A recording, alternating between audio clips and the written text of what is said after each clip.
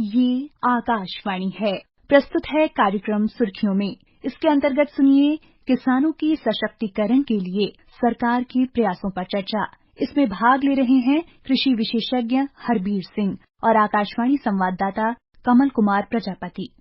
हाल ही में सरकार ने किसानों के हित में कई अहम निर्णय लिए हैं। इनमें जहां एक तरफ खाद्य तेलों पर आयात शुल्क को बढ़ाया गया है, वहीं बासमती चावल और प्याज पर न्यूनतम निर्यात मूल्य को घटाया गया है।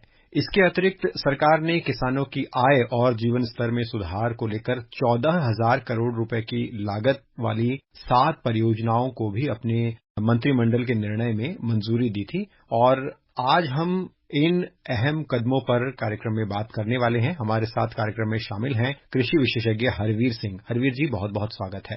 शुक्रिया।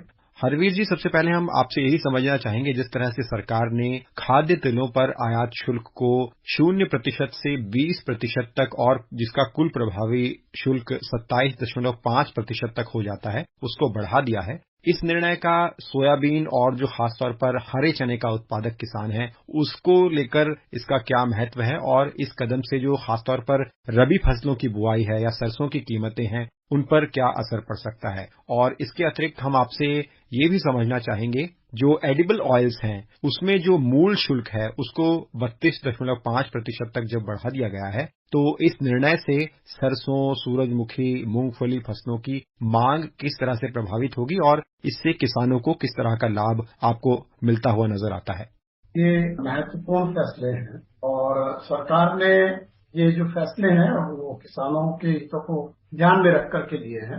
अगर आप खाद्य तेलों की बात करें तो उसमें जो बेसिक कस्टम ड्यूटी हम बोलते हैं उसको 20% बढ़ाने का फैसला लिया गया। उसके चलते ये नतीजा हुआ कि जो देश में खाद्य तेलों का आयात है वो सस्ता नहीं रहेगा, उसके दाम बढ़ जाएंगे। और क्योंकि अभी खरीफ की फसल का कटाई का सीजन शुरू होने वाला है, जिसमें मूंगफली है, सोयाबीन है, मुख्य फसलें हैं, सो वो जो किसान है जब अपना उत्पाद बाजार में लाएंगे तो उनको उसका सही दाम मिल पाएगा, क्योंकि जो खाद्य तेल उद्योग है वो अपने किसानों से ये तिलहन खरीदने की तरफ अग्रसर होगा, क्योंकि उनका इसी में फायदा है। ये एक महत्वपूर्ण कदम है। और साथ में ये भी है कि जैसे आपने जिक्र किया कि रबी की फसलों का सीजन बुआई का शुरू हो जाएगा अभी अक्टूबर में, और एक संकेत होता है किसानों को कि उनके रबी की जो फसलें वो बोएंगे उसमें उन्हें कहाँ फायदा होगा।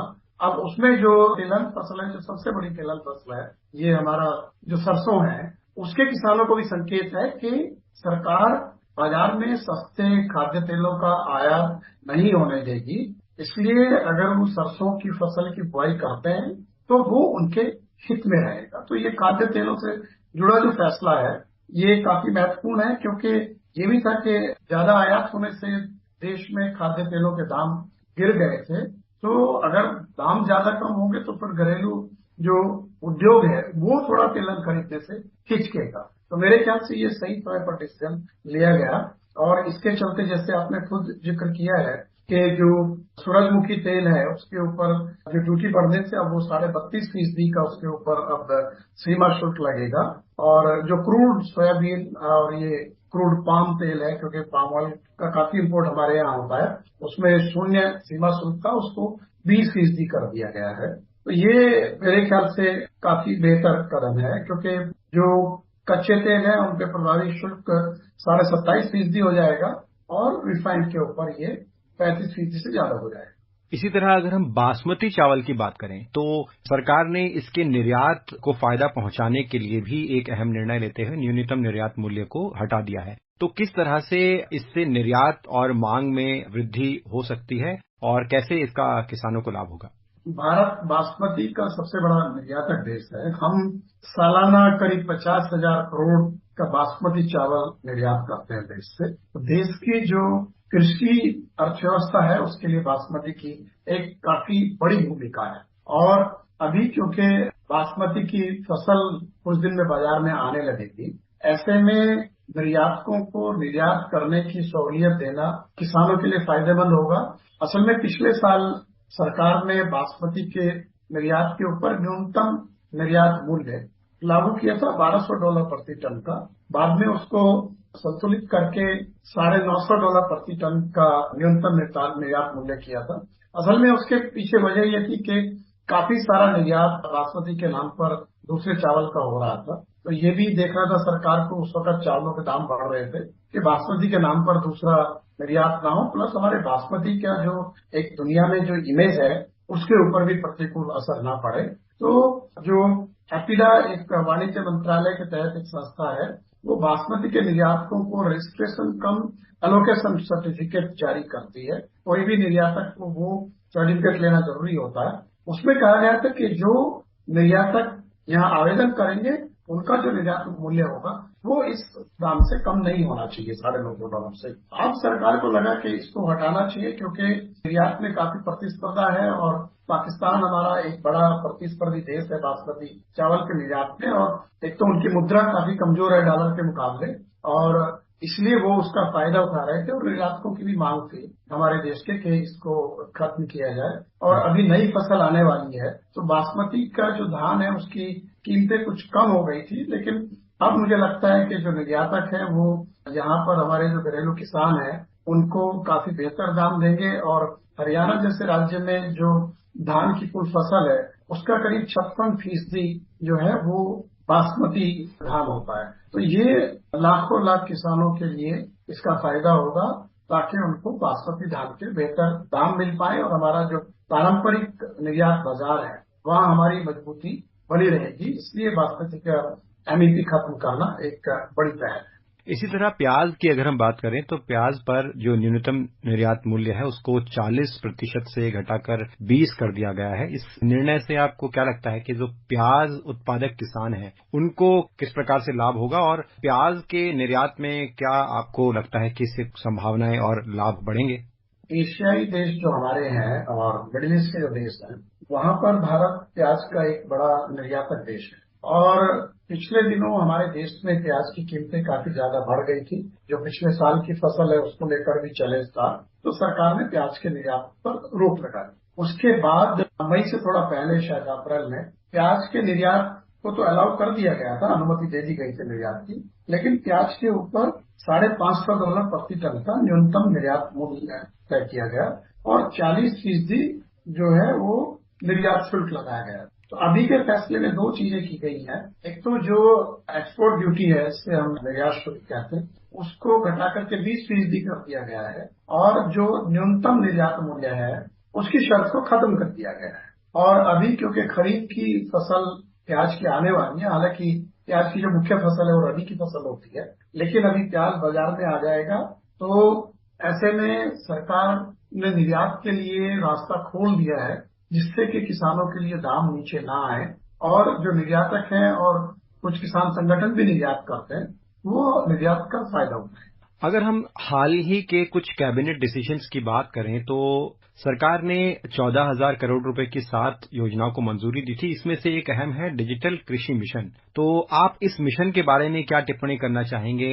कैसे इस मिशन से तकनीकों को बढ़ावा मिलेगा और जो किसान हैं उनकी फसल उत्पादन की और प्रबंधन की क्षमता में इससे कैसे सुधार देखने को मिलेगा आगे आने वाले समय में? ये डिजिटल एग्रीकल्चर इंफ्रास्ट्रक्चर के तहत अभी पिछले दिनों कैबिनेट ने बड़ा फैसला लिया था, जिसमें करीब 14,000 करोड़ रुपए के निवेश का एक लक्ष्य है जिसमें तय किया गया है। उसमें कई सारे उसके पहलू हैं एग्रीकल्चर के लिए। एक तो किसान रजिस्ट्री बनाने का एक उसमें है, फिर दूसरे ये है कि जो जमीनें हैं उनका डिजिटाइजेशन किया जाएगा, साथ में जो फसलों की कैसे उसमें इनपुट मटेरियल क्या इस्तेमाल हो रहा है, कैसे उसका विकास हो रहा है, इसके ऊपर काम होगा। प्लस किसानों को सही समय पर सही सूचना देना, मार्केट की भी और फसल उत्पादन की भी, वो उसके तहत है। तो ये एक बड़ा प्रोजेक्ट है। उसमें जो एनिमल हस्बेंड्री का जो सेक्टर है उसके लिए भी बेहतर नस्ल सुधार और इंफ्रास्ट्रक्चर डेवलपमेंट करने के ऊपर खर्च करने का प्रावधान है।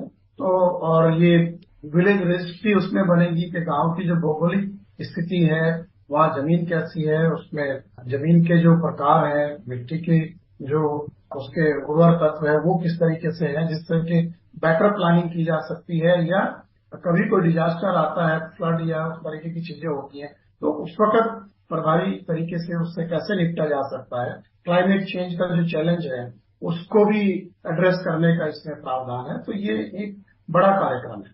इसी तरह से हम मिशन मौसम का अगर आपसे जिक्र करना चाहें, हाल ही में अभी बीते दिनों ही इसको लेकर सरकार ने एक अहम निर्णय लिया और इस मिशन को लेकर भी जो फंड है उसके आवंटन को मंजूरी दी। तो मिशन मौसम कैसे कृषि क्षेत्र के लिए, क्योंकि ये अन्य क्षेत्रों के लिए भी लाभदायक है, लेकिन खासतौर पर जो भारत में मौसम की निर्भरता कृषि पर बहुत है, तो कैसे ये एक अहम कदम साबित होने वाला है आने वाले समय में?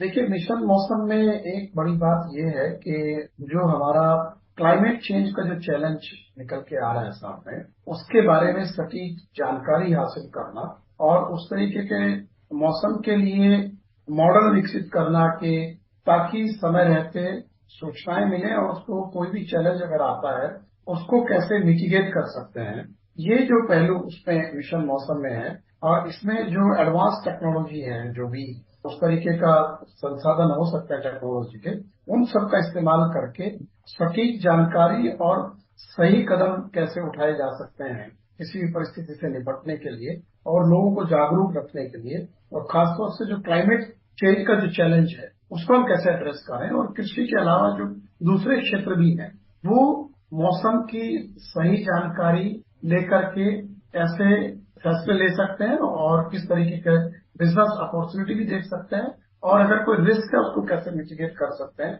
उसमें ये मिशन मौसम प्रभावी होने जा रहा है।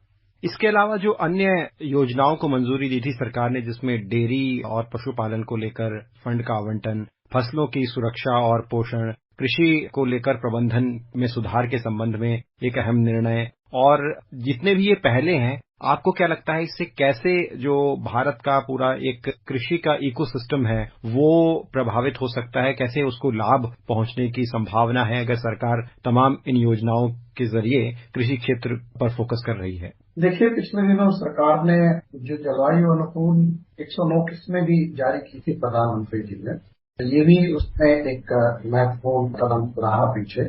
हाल फिलहाल के जो कदम है उसमें टेक्नोलॉजी का कितना उपयोग कृषि में हो सकता है और उससे जो उत्पादकता है उसमें कैसे बढ़ोतरी हो, किसानों की आय कैसे बेहतर हो सकती है और हम अपनी कृषि को कैसे आधुनिक तकनीक का फायदा दे सकते हैं, ये उसमें उसका एक पक्ष है। और ये लगातार इसको लेकर के कदम उठाए गए हैं। तो ये मैं देखता हूँ कि टेक्नोलॉजी और जो सुधार है वो कृषि में बाकी क्षेत्रों की तरह से नहीं हो पाए थे, लेकिन अभी जितने कदम कृषि में आ रहे हैं, टेक्नोलॉजी को लेकर के हो या मैनेजमेंट को लेकर के हो, ये एग्रीटेक स्टार्टअप्स की बात हम करें या फंड्स की बात करें, तो एग्रीकल्चर एक बहुत ही एक्टिव क्षेत्र के रूप में इस वक्त हम सबके सामने है। अंत में बागवानी को प्रोत्साहन को लेकर आपके क्या विचार हैं? ये क्षेत्र किस तरह से बहुत बड़ी क्षमता रखता है और भारत इससे कैसे एक लाभ कमा सकता है, क्योंकि सरकार ने बागवानी क्षेत्र को बढ़ावा देने को लेकर भी बीते समय में कई अहम निर्णय लिए हैं।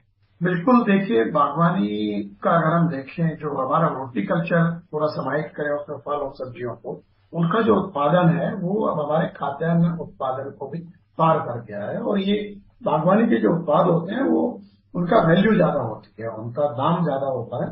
सो दूसरे बागवानी में जो क्वालिटी मटेरियल होता है जिसको हम प्लांट मटेरियल बोलते हैं, या बागवानी फसलों को होने वाले नुकसान या उनको जो रोग है या उस तरीके की चीजें, और उसको कैसे रोकथाम करें या उनकी प्रोडक्टिविटी कैसे बढ़ाएं और मार्केट्स कैसे क्रिएट करें, उनको कैसे मैपिंग करें, उनका दाम ज्यादा कैसे मिलेगा, उसके लिए एक अलग तरीके का इंफ्रास्ट्रक्चर की जरूरत होती है जिसमें हम स्टोरेज और ट्रांसपोर्टेशन का बड़ा अहम रोल होता है, क्योंकि ये इनको हम जल्दी नष्ट होने वाले उत्पाद होते हैं, पेरिशेबल कमोडिटी जिसे हम कहते हैं। तो उसमें ये जो कदम उठाए गए हैं बागवानी को लेकर के, हॉर्टिकल्चर सेक्टर का जो प्रमोट करने के लिए फैसला लिया गया है, वो मुझे लगता है कि जो बड़ी आबादी का एक हिस्सा हमारे किसानों की बागवानी के ऊपर निर्भर करता है, उनकी आय का एक स्रोत को मजबूत करने की दिशा में ये फायदेमंद होगा। हरवीर जी, बहुत बहुत धन्यवाद, आप कार्यक्रम में जुड़े और इस हाल ही में जो किसानों के लिए सरकार ने कई अहम कदम उठाए हैं, कई योजनाएं को मंजूरी दी है अपने निर्णयों में, उस पर विस्तार से हमारे साथ बात की। बहुत बहुत धन्यवाद। धन्यवाद। अभी आप सुन रहे थे किसानों की सशक्तिकरण के लिए सरकार की प्रयासों पर चर्चा। इसमें भाग ले रहे थे कृषि विशेषज्ञ हरबीर सिंह और आकाशवाणी संवाददाता कमल कुमार प्रजापति।